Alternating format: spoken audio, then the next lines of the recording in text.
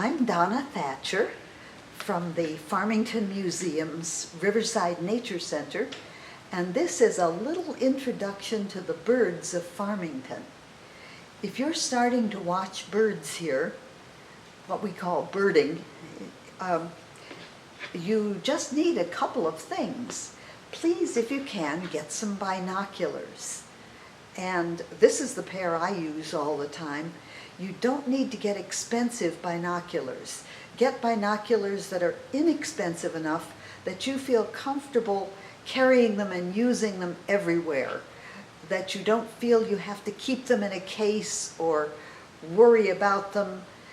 If you're carrying binoculars everywhere, sooner or later they're going to get dropped or something's going to happen to them, and you want to be able to afford to replace them if that happens.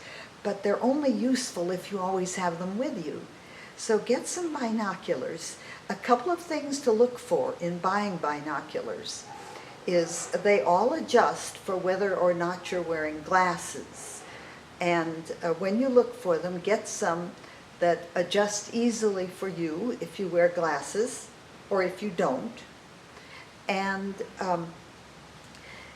the higher quality binoculars are specially coated so that they work well in dim light.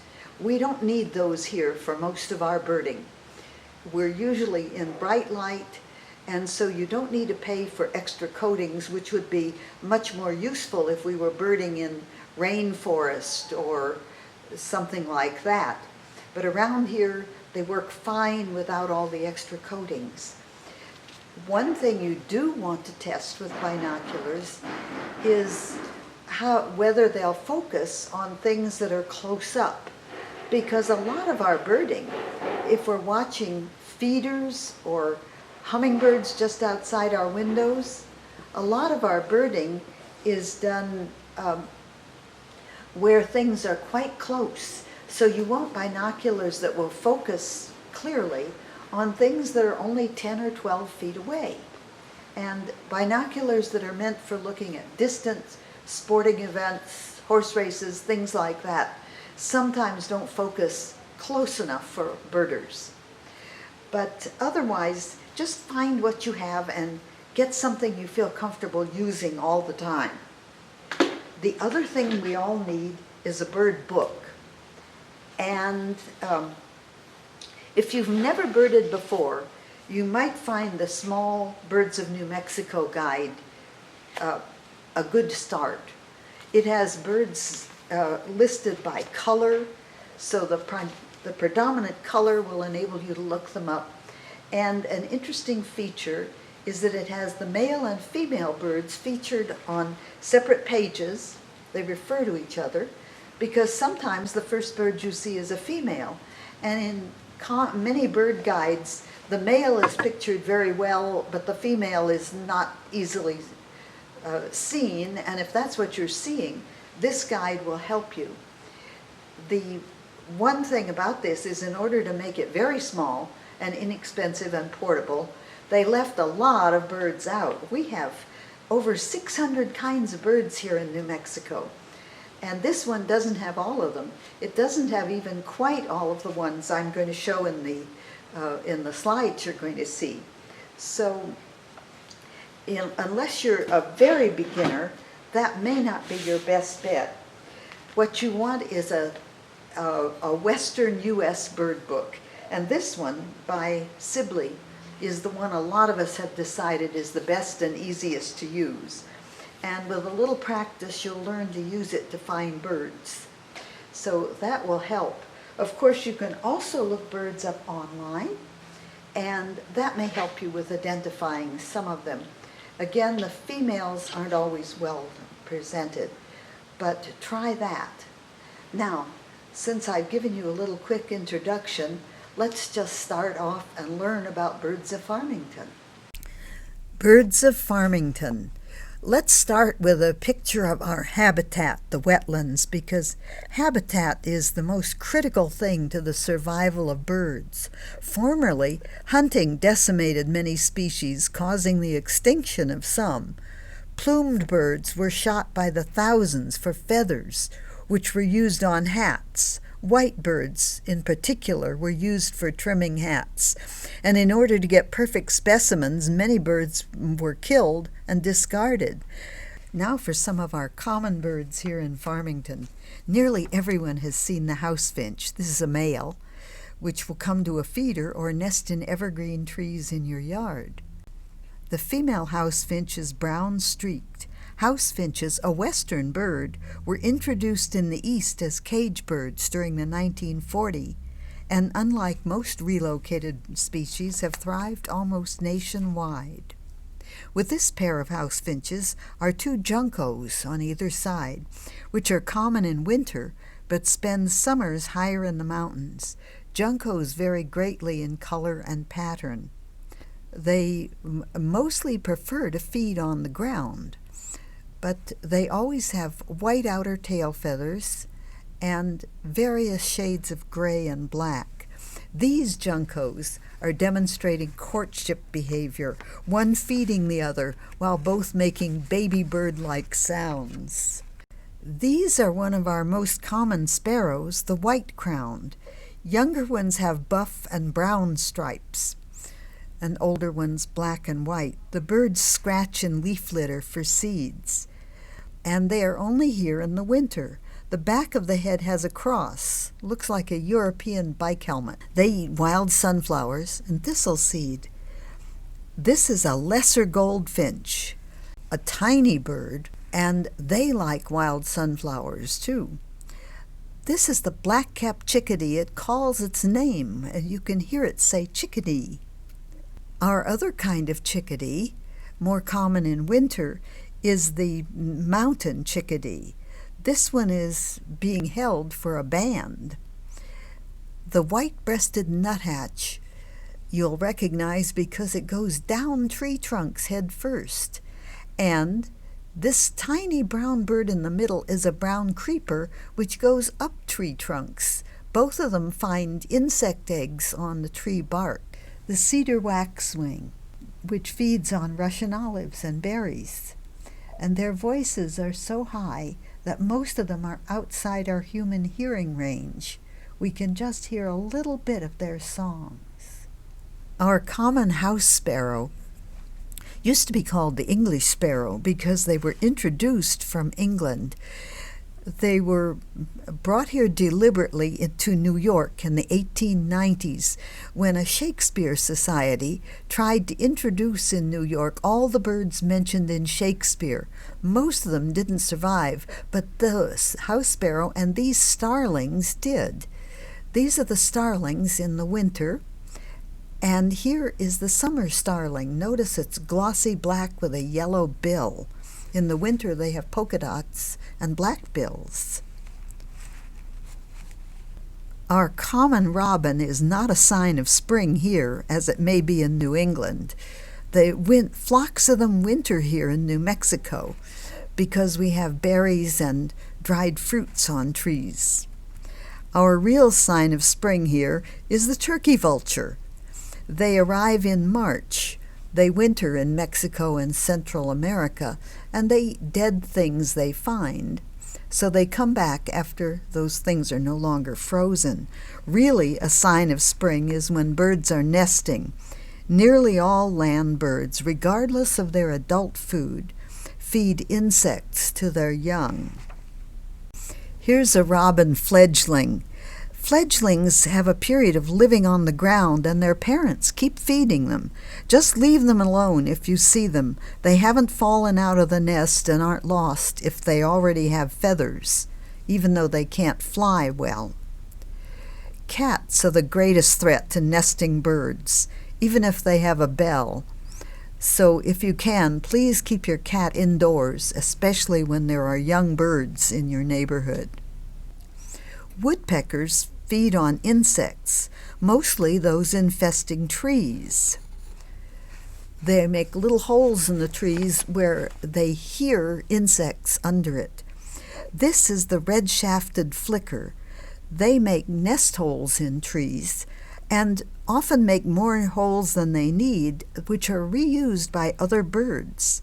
You often see flickers on the lawn eating ants and they eat some berries. Bluebirds live in holes, usually made by flickers, and they need standing dead trees. So it's useful to leave trees or offer birdhouses. The introduced starling sometimes takes up holes that flickers and other birds would use.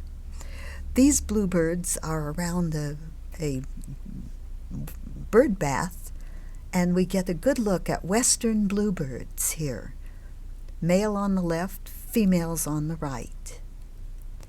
This is the mountain bluebird,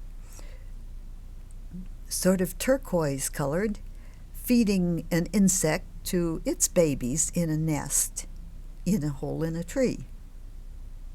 This is the spotted owl, an endangered bird because it has critical nest site requirements, only in old-growth trees, and owls imprint when they're babies on their nest site, and when they're adults look for a similar site. Our great horned owl, which we have here in town, is one of the owls that survived urbanization, and they are infamous for eating skunks, one of the few natural enemies of skunks. Gambel's quail we have around here. They're ground nesting. They need native vegetation. The mourning dove nests in trees in yards. They lay only 2 eggs, and their nests are really sloppy, so often they blow out if it's a storm, but they just lay more eggs until they get a successful clutch of 2 babies. The black-headed grosbeak is here all summer. They nest in shrubs and fruit trees. They're called neotropical migrants because in the fall they migrate to Central and South America. Grosbeaks were named for the size of their beak. This is the evening grosbeak. The male is very colorful. Female evening grosbeaks are less colorful. It camouflages their nest sites. Because spider webs are so strong and so flexible, the hummingbird builds a tiny narrow nest to hold its 2 tiny eggs, and after the babies hatch, they can actually kick the sides of the nest out and stretch it to be big enough for 2 growing babies. This is our black-chinned hummingbird, the one most commonly nesting right here in town in Farmington. You can see the black chin. And this is the broad-tailed hummingbird with the red throat. In the east, there's basically only one kind of hummingbird, but here we have a lot of them. These are rufous hummingbirds, which nest in Alaska and northern Canada, but by late summer they're migrating back through here and stopping for food. If you want to feed hummingbirds, a 4-to-1 sugar solution, 4 parts water, 1 of sugar, is the right food. Here is our barn swallow. They're insect eaters. Notice the long tail. That's what's called a swallowtail. The swallowtail coat was named for that. They make a mud cup nest. These are cliff swallows, and they similarly make a mud cup nest that the babies look out of.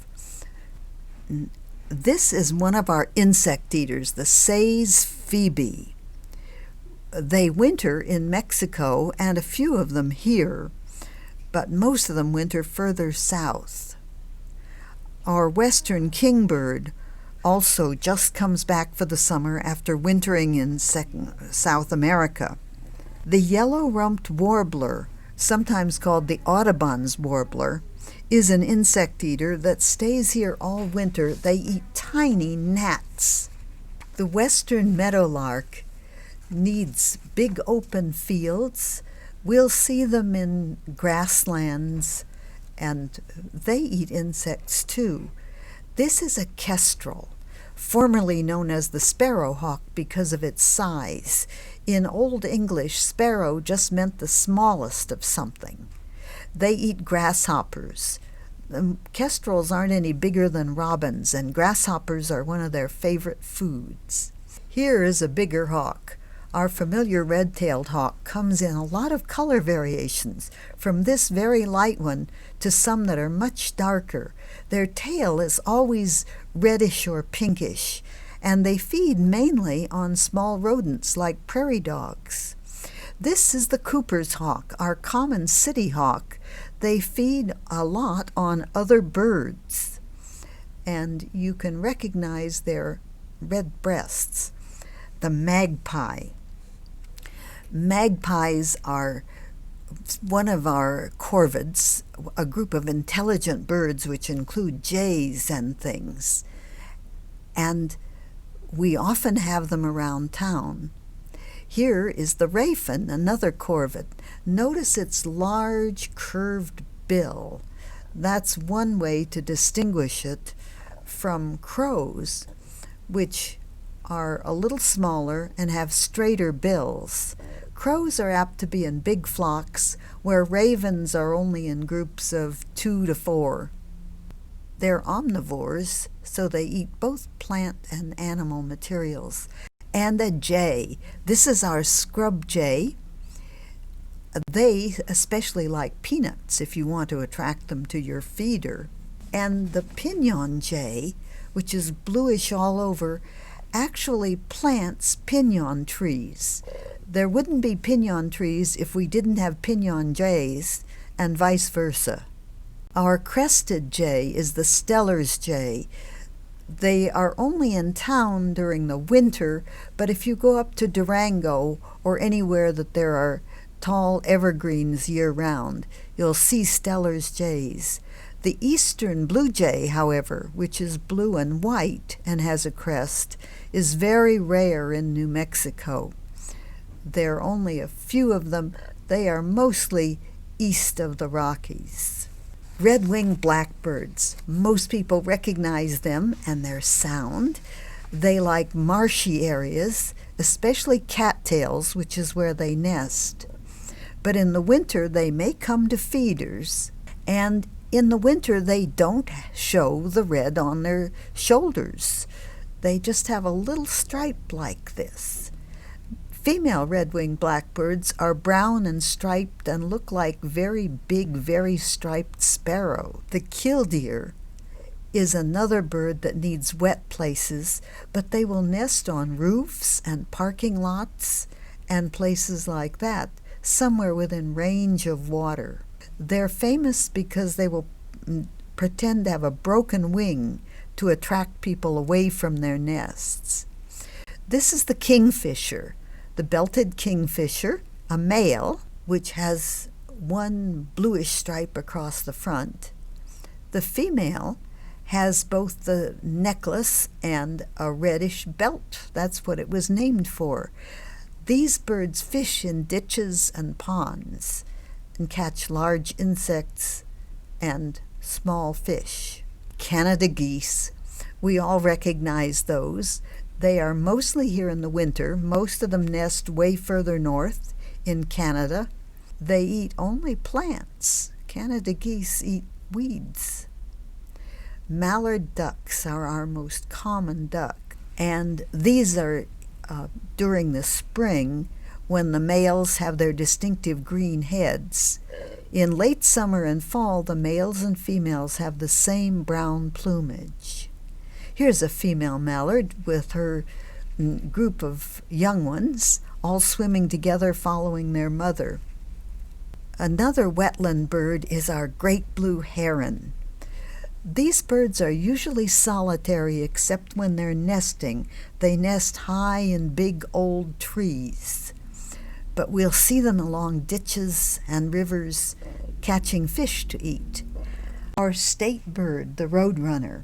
They're uncommon here. We're a little north of their usual range, but every 2 or 3 years we get to see one here in Farmington.